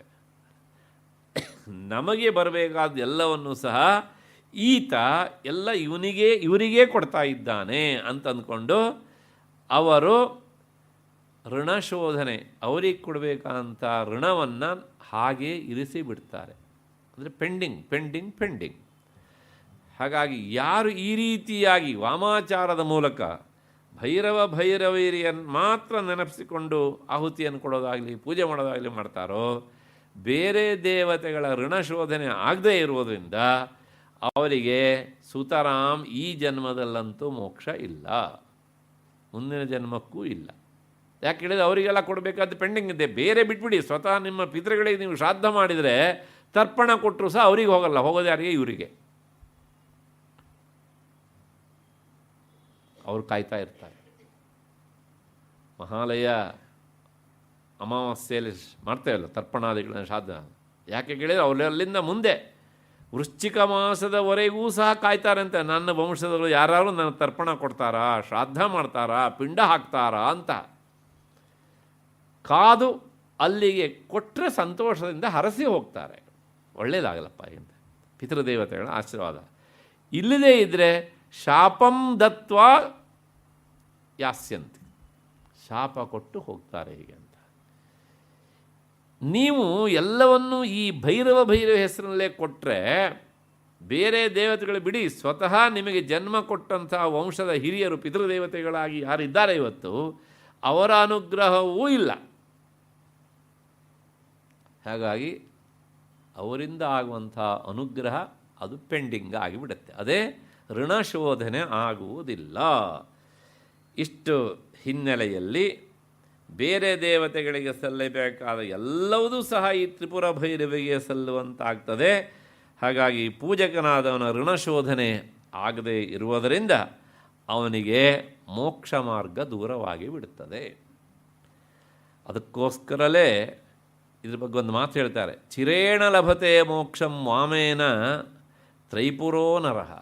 ಯಾವಾತ ವಾಮ ಮಾರ್ಗದಿಂದ ಈ ಭೈರವಿಯನ್ನು ಅಂದರೆ ತ್ರಿಪುರಾದೇವಿಯನ್ನು ಆರಾಧಿಸ್ತಾನೋ ಅವರಿಗೆ ಚಿರೇಣ ಎಷ್ಟೋ ಜನ್ಮ ಸಹಜವಾಗಿ ಪ್ರಯತ್ನ ಪಟ್ಕೊಂಡು ಹೋದ್ರೇ ಮುಕ್ತಿರ್ನೋ ಶತಕೋಟಿ ಜನ್ಮ ಸುಕೃತೈ ಅಂತ ಭಗವತ್ಪಾದರು ಹೇಳಿದ್ರು. ಇವರಿಗೆ ಹಾಗಲ್ಲ, ಎಷ್ಟೋ ಕೋಟಿ. ಋಣಶೋಧನ ಜೈಹಿ ಪಾಪೈಹಿ ಆಕ್ರಾಂತತ್ವೇನ ಭೈರವ. ಯಾಕೆ ಕೇಳಿದರೆ ಈ ಋಣಶೋಧನೆ ಎನ್ನುವಂಥದ್ದು ಆಗದೆ ಇರುವುದರಿಂದ ಇವರಿಗೆ ತಾತ್ಕಾಲಿಕವಾದ ಫಲ ಸಿಗುತ್ತೆ, ಆದರೆ ಆತ್ಯಂತಿಕವಾದಂಥ ಮೋಕ್ಷ ಎನ್ನುವಂಥದ್ದು ಆಗೋದೇ ಇಲ್ಲ, ಪಾಪಕ್ಷಯ ಆಗೋದಿಲ್ಲ. ಹಾಗಾಗಿ ಶಾಶ್ವತ ಸುಖ ಎನ್ನುವಂಥ ಮೋಕ್ಷ ಇವರಿಗೆ ಸಿಗೋದಿಲ್ಲ. ಒಂದು ಅದಕ್ಕೋಸ್ಕರನೇ ಮುಂದುವರೆದು ಬೇರೆ ಬೇರೆ ಸಂಹಿತೆಗಳು ಹೇಳ್ತವೆ, ವಿವೇಕಿಗಳಾದವರು ದಕ್ಷಿಣ ಮಾರ್ಗ ಅಂತ ಪ್ರಸಿದ್ಧವಾದಂತಹ ಆ ಸಮಯಾಚಾರ ಪದ್ಧತಿಯ ಮೂಲಕವೇ ದೇವಿಯನ್ನು ಆರಾಧಿಸಬೇಕು. ಈ ಮಾತು ನಂದಲ್ಲ, ದತ್ತಾತ್ರೇಯ, ಪರಶುರಾಮ, ಅಗಸ್ತ್ಯ, ಗೌಡಪಾದ ಮೊದಲಾದಂತಹ ಸಮಯಗಳ ಏಕಾಭಿಪ್ರಾಯ ಆಗಿದೆ. ಅವ್ರು ಹೇಳ್ತಾರೆ ಅಲ್ಲಿ ಸರ್ವಾಶಾ ಪೂರಕತ್ವಾತ್ ದಕ್ಷಿಣ ಮಾರ್ಗವೇ ಉತ್ತಮ. ದಕ್ಷಿಣ ಮಾರ್ಗದಲ್ಲಿ ಫಲ ನಿಧಾನ, ಆದರೆ ಅದು ಶಾಶ್ವತವಾದಂಥ ಮುಕ್ತಿ ಅಥವಾ ಮೋಕ್ಷ ಎನ್ನುವಂಥದ್ದನ್ನು ಕೊಡೋದಾದ್ದರಿಂದ ಆ ದಾರಿಯಲ್ಲೇ ಹೋಗಬೇಕು ವಿವೇಕಿಗಳಾದವರು. ಅವಿವೇಕಿಗಳಾದವರು ವಾಮಾಚಾರದ ಪದ್ಧತಿಯಲ್ಲಿ ಕಾಲಿಟ್ಟರೆ ಪ್ರಾಥಮಿಕ ಹಂತದಲ್ಲಿ ಫಲ ಸಿಗತ್ತೆ, ಆಮೇಲೆ ಕೆಲವು ಸಲ ವ್ಯತ್ಯಾಸ ಆದ ಪಕ್ಷದಲ್ಲಿ ಅವರಿಗೆ ಅದು ಅಡ್ವರ್ಸ್ ಆದಂಥ ಫಲವನ್ನು ಕೊಡುತ್ತೆ. ಇಷ್ಟು ಹಿನ್ನೆಲೆಯಲ್ಲಿ ಕೌಲಿನಿ ಎನ್ನುವಂಥ ನಾಮದ 2 ನಾಮ ಮಾಡಿಕೊಂಡು ಅಂತ ಹೇಳಿದ್ನಲ್ಲ, ಅದರ ವಿವರಣೆ ಆಯಿತು. ಮತ್ತು ಇನ್ನೊಂದು ನಾಮ ಮಾಡಿದ್ದಾರೆ ಕೇವಲ ಅಂತ. ಈಗ ಆ ಕೇವಲ ಎನ್ನುವಂಥ ನಾಮದ ವಿವರಣೆ, ದೇವಿ ಕುಂಡಲಿನಿ ಶಕ್ತಿ ಅಂತ ನಮ್ಮ ಒಳಗೆ ಇದ್ದಾಳೆ, ಚೈತನ್ಯ ರೂಪಿಣಿಯಾಗಿ. ದೇಹದೊಳಗೆ ಅವಳ ವಾಸಸ್ಥಾನ ಮೂಲಾಧಾರ. ನಾನು ಹಿಂದೆಲ್ಲ ವಿತ್ ಚಾರ್ಟ್ ಅದನ್ನು ವಿವರಣೆ ಕೊಟ್ಟಿದ್ದೇನೆ, ಹಾಗಾಗಿ ಜಾಸ್ತಿ ಅದ್ರ ಬಗ್ಗೆ ಏನೂ ಹೇಳೋದಿಲ್ಲ. ಹಿಂದೆ ಹೇಳಿದ್ದೇನೆ ಹೇಳೋದಷ್ಟೇ ನನ್ನ ಕೆಲಸ ಇವಾಗ.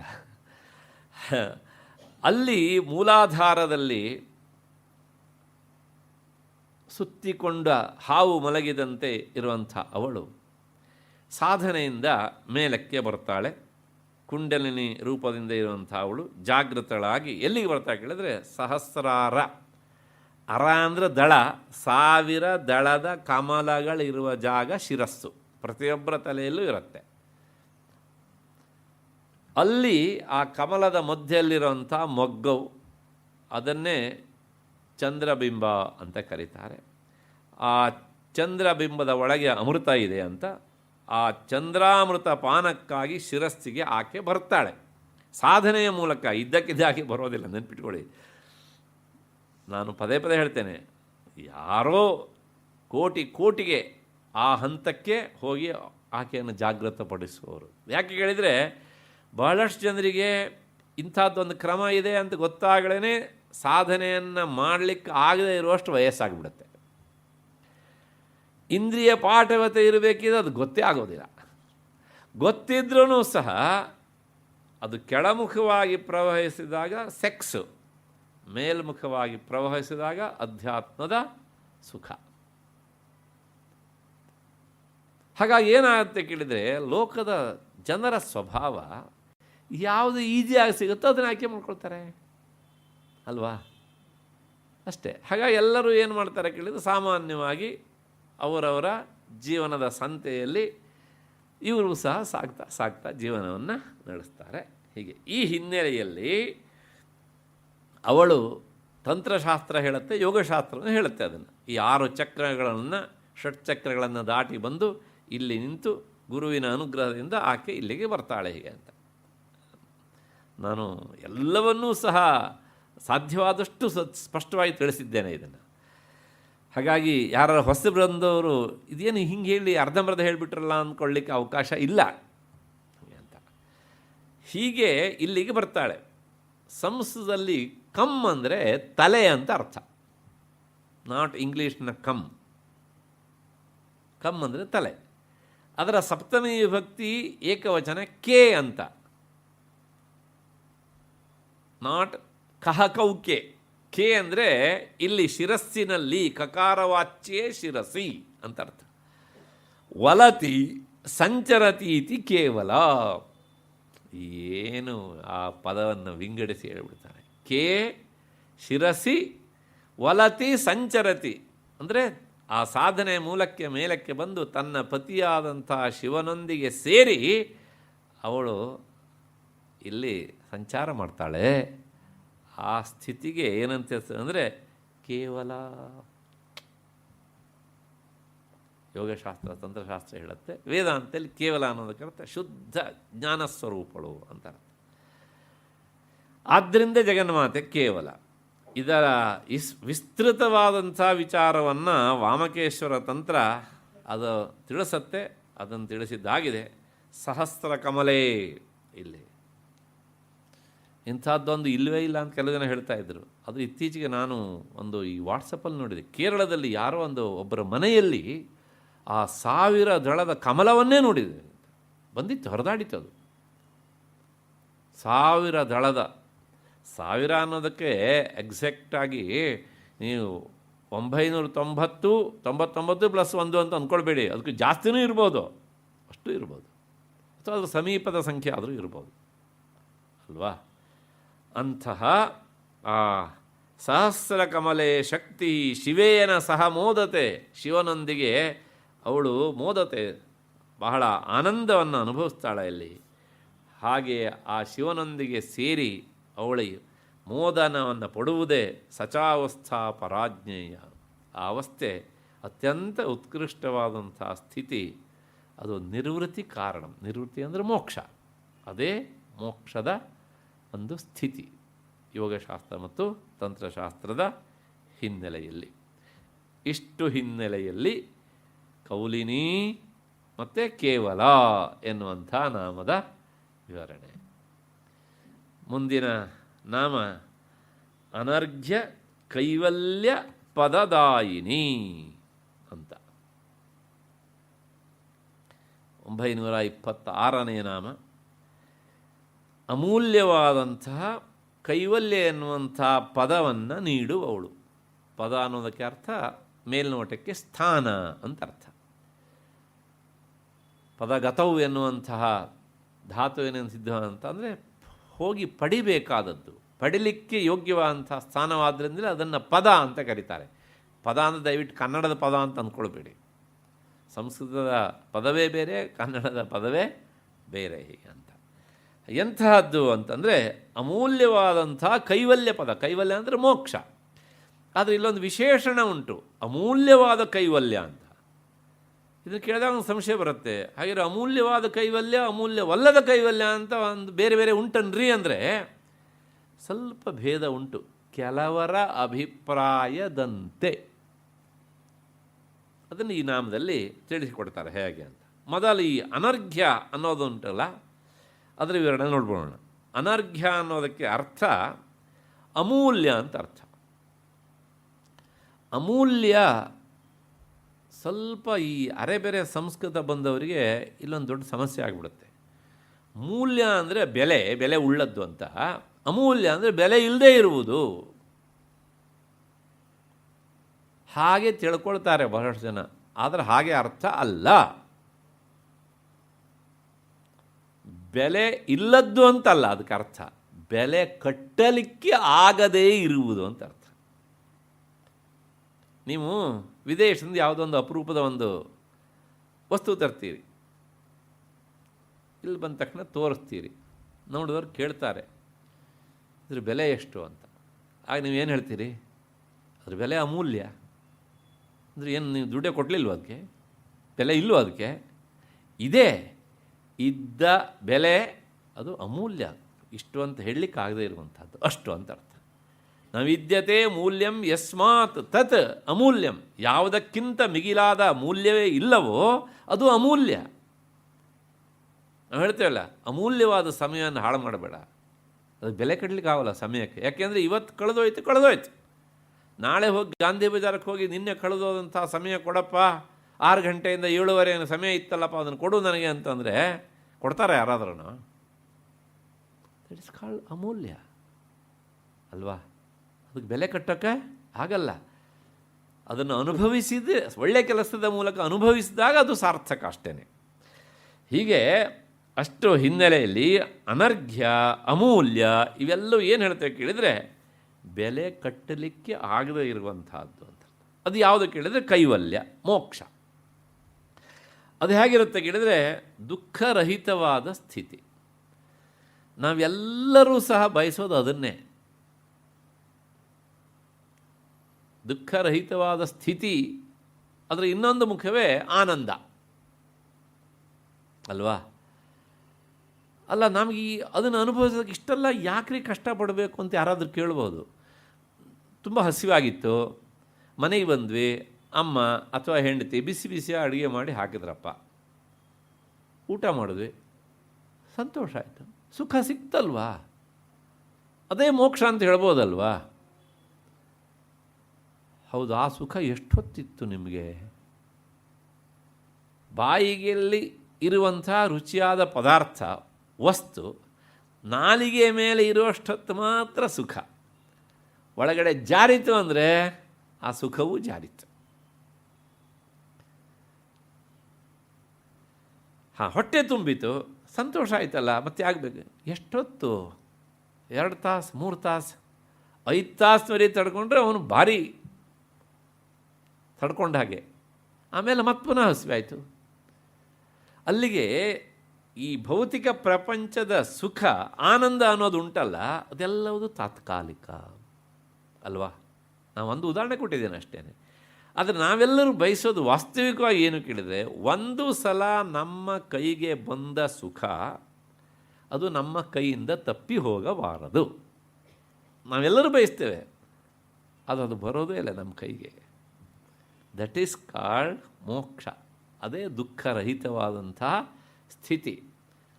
ನಮಗೆ ಮಹಾ ಆನಂದ ಬೇಕು ಅಂತಿಲ್ಲ, ದುಃಖರಹಿತವಾದ ಸ್ಥಿತಿ ಇದ್ದರೆ ಸಾಕು, ಅದೇ ಮೋಕ್ಷ. ಹೇಗೆ ಅಂತ ಇಂತಹ ಆ ದುಃಖರಹಿತವಾದಂಥ ಮೋಕ್ಷ ಪದ ಸ್ಥಾನವನ್ನು ದಾಯಿನಿ ನೀಡುವವಳಾದ್ದರಿಂದ ಅವಳ ಹೆಸರು ಅನರ್ಘ್ಯ ಕೈವಲ್ಯ ಪದದಾಯಿನಿ ಅಂತ.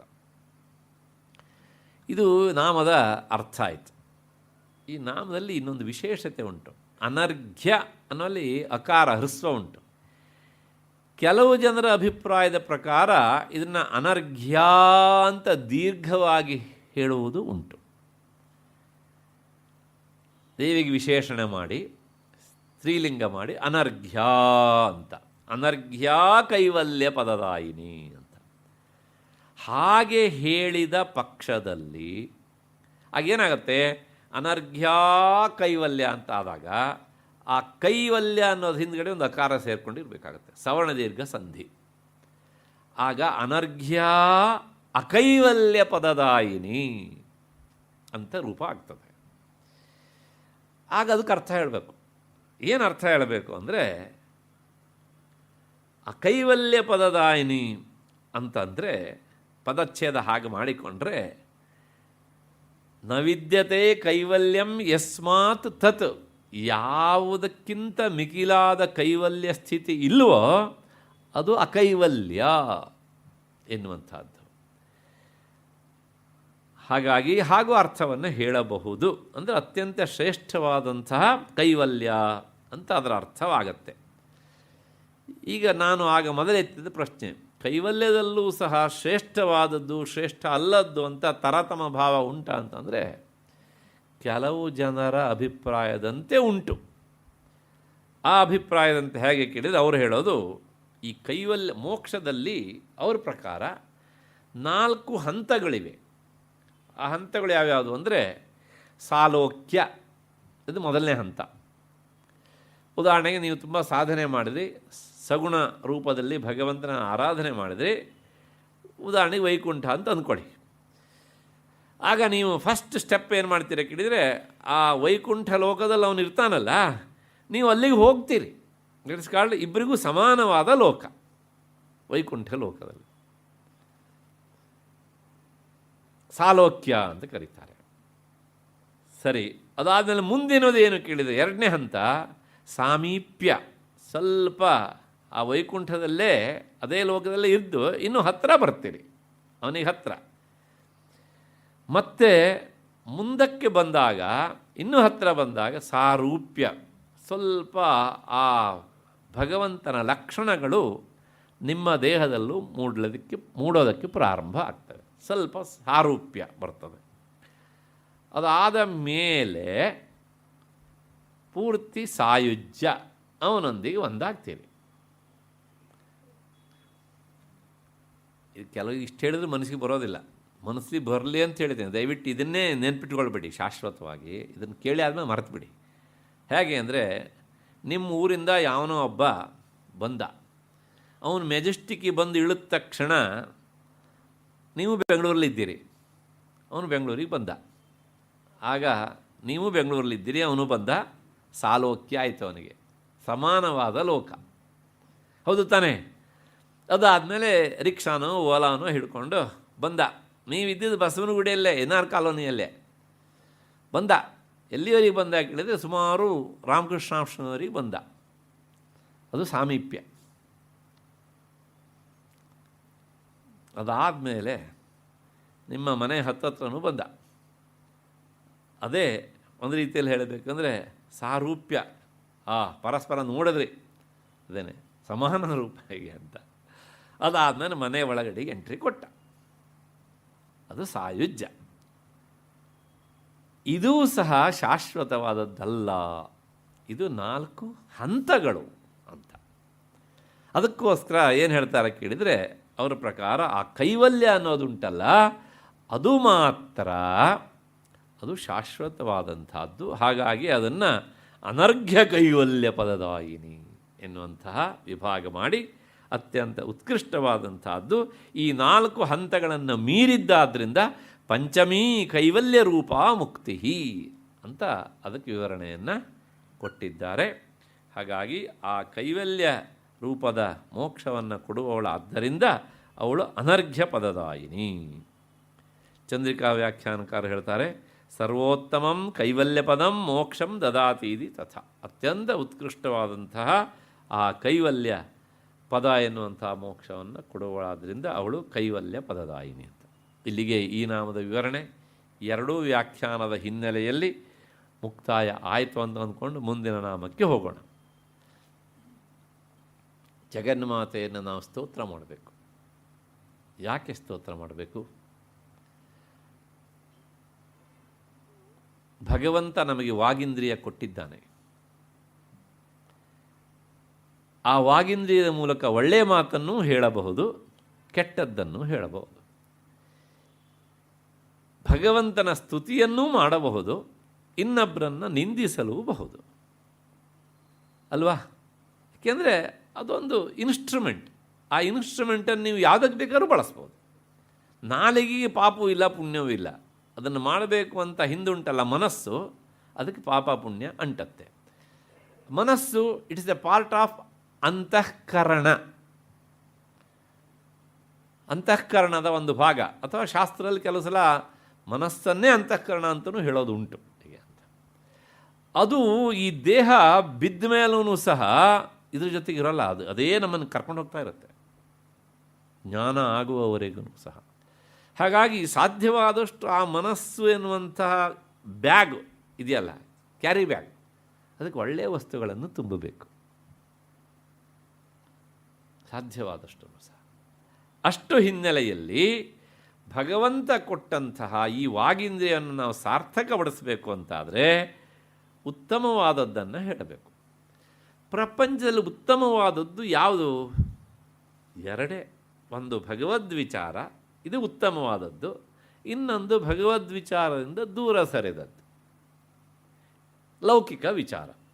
ನಮಗೆ ಲೌಕಿಕ ವಿಚಾರವನ್ನು ಎಷ್ಟು ಮಾತನಾಡಿದ್ರೂ ಬೇಜಾರಾಗೋಲ್ಲ, ಯಾರು ಹೇಳಿದ್ದಿದ್ರೆ ಕೇಳಿದ್ರೂ ಬೇಸರ ಆಗೋಲ್ಲ. ಅಯ್ಯೋ ನಿಲ್ಲಿಸ್ಬಿಟ್ರಲ್ಲಪ್ಪ ಅಂತ ಅನಿಸುತ್ತೆ ಕೆಲಸ ಅಲ್ವಾ? ಆದರೆ ಉತ್ತಮ ವಿಚಾರ ಕಷ್ಟ. ಅದಕ್ಕೆ ನಾನು ಇನ್ನೊಂದು ಸಲ ಅನುಭವಿಸಿದ್ದೇನೆ. ಇಲ್ಲಿ ವಿವೇಕ ಚೂಡಾಮಣಿಯಲ್ಲಿ ಅಪ್ಪಟ ವೇದಾಂತ ವಿಚಾರ ಹೇಳಬೇಕಿದ್ರೆ ನನಗೊಬ್ಬರು ಚೀಟಿ ಕಳಿಸಿದರು. ನೀವು ಇಷ್ಟು ವೇದಾಂತವನ್ನು ಹೇಳಿದರೆ ನಮಗೆ ಕಷ್ಟ ಆಗುತ್ತೆ, ಸ್ವಲ್ಪ ಅದಕ್ಕೆ ಏನಾದ್ರು ಮಸಾಲೆಯನ್ನು ಸೇರಿಸಿ ಹೇಳಿ ಅಂತ.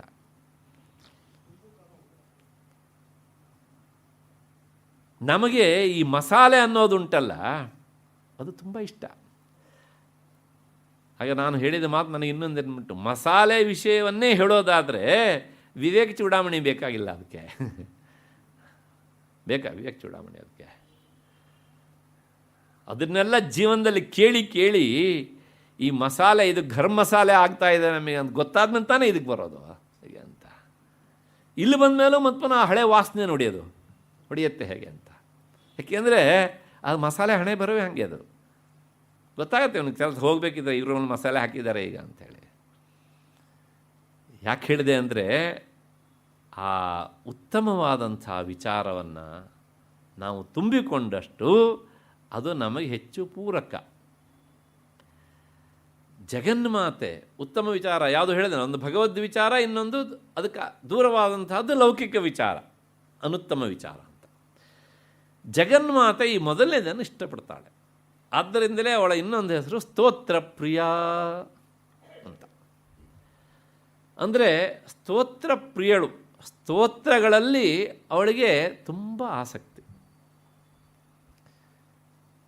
ಸ್ತೋತ್ರ ಅನ್ನೋದಕ್ಕೆ ಅರ್ಥ ಸ್ತುತಿ, ಸ್ತವ, ಹೊಗಳುವಿಕೆ, ಬಹುಪರಾಕ್ ಅಂತ ಹೇಳ್ತೇವಲ್ಲ ಹಾಗೆ. ಇದನ್ನು ಕೇಳಿ ಆಗಲಿ ನಿಮಗೊಂದು ಸಂಶಯ ಬರುತ್ತೆ, ಅಲ್ಲ ಲೋಕದ ಸಾಮಾನ್ಯ ಜನರಾದ ನಮಗಂತೂ ಇದು ತುಂಬ ಇಷ್ಟ. ಯಾರೋ ನಮ್ಮನ್ನು ಹೊಗಳ್ತಾ ಇದ್ದರೆ ಎಷ್ಟು ಸಂತೋಷ ಆಗುತ್ತೆ ಕೇಳಿದರೆ, ಪ್ರಾಯಶಃ ನೀವು ಪರಮಾನ್ನದ ಊಟ ಹಾಕಿದರೂ ಅಷ್ಟು ಸಂತೋಷ ಆಗಲ್ಲ.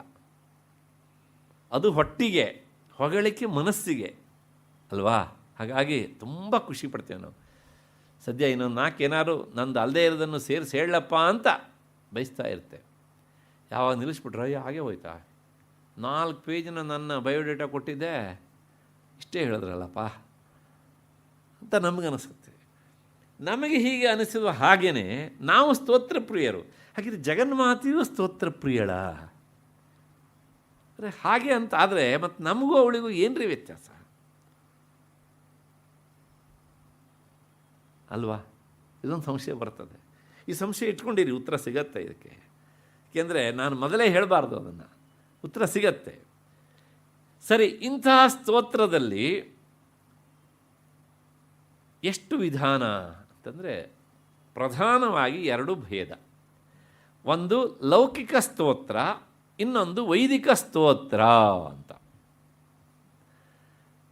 ಅಲ್ಲ, ನಮ್ಮಲ್ಲಿ ಬೃಹತ್ ರತ್ನಾಕರ ಅಂತ ಒಂದು ಪುಸ್ತಕ ಉಂಟು, ಅದ್ರೊಳಗೆ ಎಷ್ಟೆಲ್ಲ ಸ್ತೋತ್ರ ಉಂಟ್ರಿ, ನೀವು 2 ಅಂತ ಹೇಳ್ತಿದ್ದೀರಲ್ಲ. ನಾನು 2 ವಿಭಾಗ ಅಂತ ಹೇಳ್ತಿದ್ದೇನೆ. ಬೃಹಸ್ತೋತ್ರ ರತ್ನಾಕರದಲ್ಲಿ ತುಂಬ ಸ್ತೋತ್ರ ಉಂಟು. ಲೌಕಿಕ ಸ್ತೋತ್ರಗಳು ಬೇರೆ, ವೈದಿಕ ಸ್ತೋತ್ರಗಳು ಬೇರೆ. ಮತ್ತೆ ಅದರೊಳಗೆ ವಿಭಾಗ. ಲೌಕಿಕ ಸ್ತೋತ್ರಗಳಲ್ಲಿ 6 ವಿಧಾನ, ಮತ್ತೆ ಪುನಃ ವೈದಿಕ ಸ್ತೋತ್ರ ಒಂದೇ. ಹಾಗಿದ್ರೆ ಆ ಲೌಕಿಕ ಸ್ತೋತ್ರಗಳು ಅಂತ ಹೇಳಿದ್ನಲ್ಲ, ಅದರ 2 ಬಗೆಗಳಲ್ಲಿ ಮೊದಲನೇದು ಲೌಕಿಕ ಸ್ತೋತ್ರ. ಆ ಲೌಕಿಕ ಸ್ತೋತ್ರದಲ್ಲಿ ಹೇಳುವಂಥದ್ದು ಒಟ್ಟು ಆಂತರಿಂಗಿಕ ಅಂತ ಭೇದ ಹೇಳಬೇಕು ಅಂದರೆ 6 ಭೇದಗಳಿವೆ. 6 ತರಹದ ಭೇದಗಳು ಯಾವ್ಯಾವುದು ಅಂದರೆ ಕ್ರಮವಾಗಿ ನೋಡೋಣ. ಅದರ ವಿವರಣೆ ಎಲ್ಲ ನಾಳೆ ಕೊಡ್ತೇನೆ. ಇವತ್ತು ಪೂರ್ಣ ನಾಮವನ್ನು ಉಲ್ಲೇಖ ಮಾಡ್ತೇನೆ ಅಷ್ಟೇ. ನಮಸ್ಕಾರ 1, ತಥಾ ಆಶೀಶ್ಚ ಆಶೀರ್ವಾದ ರೂಪವಾದಂಥದ್ದು 2, ಸಿದ್ಧಾಂತೋಕ್ತಿ ಸಿದ್ಧಾಂತವಾದ ರೂಪವಾದಂಥದ್ದನ್ನು ಹೇಳುವಂಥದ್ದು ಇದು 3ನೇದು, ಪರಾಕ್ರಮವನ್ನು ವರ್ಣಿಸುವಂಥದ್ದು ಇದು 4ನೇದು, ವಿಭೂತಿ ವೈಭವಗಳನ್ನು ಐಶ್ವರ್ಯಗಳನ್ನು ಹೇಳುವಂಥದ್ದು 5ನೇದು, ಮತ್ತು ಪ್ರಾರ್ಥನಾ ಕೊನೆಯಲ್ಲಿ ಪ್ರಾರ್ಥನೆಯನ್ನು ಸಲ್ಲಿಸುವಂಥದ್ದು ಇದು 6ನೇದು. ಹೀಗೆ ಷಡ್ವಿಧಂ ಸ್ತೋತ್ರ ಲಕ್ಷಣಂ, ಈ 6 ತರಹದ ಸ್ತೋತ್ರಗಳು ಇವೆ. ಈ 6 ಸಹ ಲೌಕಿಕವಾದಂತಹ ಸ್ತೋತ್ರಗಳ ಗುಂಪಿಗೆ ಬರುವಂಥವುಗಳು. ಈ 6ನ್ನು ಹೊರತಾಗಿ ಇರುವಂತಹದ್ದು ಮುಂದಿನದು, ಅದು ವೈದಿಕ ಸ್ತೋತ್ರ. ಹಾಗಿದ್ರೆ ನಾನಿವತ್ತು ಹೆಸರನ್ನು ಮಾತ್ರ ಹೇಳಿದೆ. ಈ ಸ್ತೋತ್ರಪ್ರಿಯ ಅನ್ನುವಂತಹ ನಾಮದಲ್ಲಿ ಮೊದಲ ಭಾಗವಾದಂತಹ ಲೌಕಿಕ ಸ್ತೋತ್ರದ 6 ಹೆಸರನ್ನು ಮಾತ್ರ ಹೇಳಿದ್ದೇನೆ. ಇದರ ವಿವರಣೆಯನ್ನು ನಾಳೆ 6 ಗಂಟೆಗೆ ಸೇರಿದಾಗ ನೋಡೋಣ. ಅಲ್ಲಿವರೆಗೆ ನಿಮಗೆಲ್ಲ ನಮಸ್ಕಾರ ಮತ್ತು ಕೃತಜ್ಞತೆಗಳು.